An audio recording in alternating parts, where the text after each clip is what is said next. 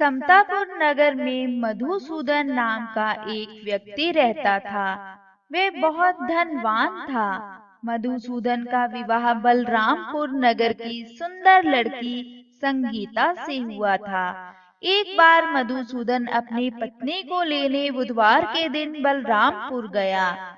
मधुसूदन ने पत्नी के माता पिता से संगीता को विदा करने के लिए कहा, किंतु माता पिता बोले, बेटा आज बुधवार है, बुधवार को किसी भी शुभ कार्य के लिए यात्रा नहीं करती। लेकिन मधुसूदन नहीं माना।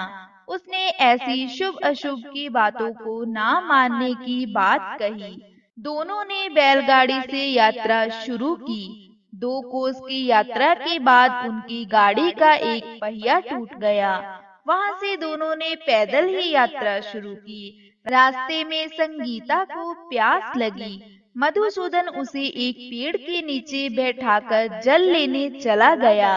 थोड़ी देर बाद जब मधुसूदन कहीं से जल लेकर वापस आया तो वह बुरी तरह से हैरान हो उठा, क्योंकि उसकी पत्नी के पास उसी की शक्ल सूरत का एक दूसरा व्यक्ति बैठा था। संगीता भी मधुसूदन को देखकर हैरान रह गई। वह दोनों में कोई अंतर नहीं कर पा रही थी। मधुसूदन ने उस व्यक्ति से पूछा, तुम कौन हो और मेरी पत्नी के पास क्यों बैठे हो? मधुसूदन की बात सुनकर उस व्यक्ति ने कहा, अरे भाई, ये मेरी पत्नी संगीता है। मैं अपनी पत्नी को ससुराल से विदा करा कर लाया हूँ। लेकिन तुम कौन हो जो मुझसे ऐसा प्रश्न कर रहे हो? मधुसूदन ने कहा, तुम अवश्य कोई चोर या ठग हो। यह मेरी पत्नी संगीता है। मैं इसे पेड़ के नीचे बैठाकर जल लेने गया था। इस पर उस व्यक्ति ने कहा, अरे भाई, झूठ तो तुम बोल रहे हो। संगीता को प्यास लगने पर जल लेने तो मैं गया था। मैंने तो जल लाकर अपनी पत्नी को पिला भी दिया है। अब तुम चुपचाप यहाँ से चलते बनो, नहीं तो किसी सिपाही को बुलाकर तुम्हें पकड़वा दूंगा। दोनों एक दूसरे से लड़ने लगे। उन्हें लड़ते देख बहुत से लोग वहाँ एकत्रित हो गए। नगर के कुछ सिपाही भी वहाँ आ गए। सिपाही उन दोनों को पकड़कर राजा के पास ले गए। सारी कहानी सुनकर राजा भी कोई निर्णय नहीं कर पाए। संगीता भी उन दोनों में से अपने वास्तविक पति को नहीं पहचान पा रही थी। राजा ने दोनों को कारागार में डाल देने के लिए कहा। राजा के फैसले पर असली मधुसूदन भयभीत हो उठा।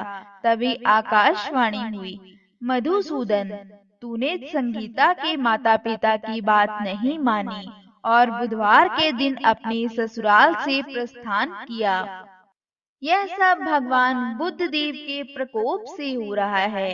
मधुसूदन ने भगवान बुद्ध देव से प्रार्थना की, हे भगवान बुद्ध देव, मुझे क्षमा कीजिए। मुझसे बहुत बड़ी गलती हुई। भविष्य में अब ऐसी गलती कभी नहीं होगी और बुधवार के दिन यात्रा कभी नहीं करूंगा। सदैव बुधवार को आपका व्रत किया करूंगा। मधुसूदन के प्रार्थना करने से भगवान बुद्ध देव ने उसे क्षमा कर दिया। तभी दूसरा व्यक्ति राजा के सामने ही गायब हो गया। राजा और दूसरे लोग इस चमत्कार को देखकर हैरान हो गए। भगवान बुद्ध देव की इस अनुकंपा से राजा ने मधुसूदन और उसकी पत्नी को सम्मान पूर्वक विदा किया। कुछ दूर चलने पर रास्ते में उन्हें बैलगाड़ी मिल गई। बैलगाड़ी का टूटा हुआ पहिया भी जुड़ा हुआ था। दोनों उसमें बैठकर समतापुर की ओर चल दिए। मधुसूदन और उसकी पत्नी संगीता दोनों बुधवार को व्रत करते हुए आनंद पूर्वक जीवन यापन करने लगे।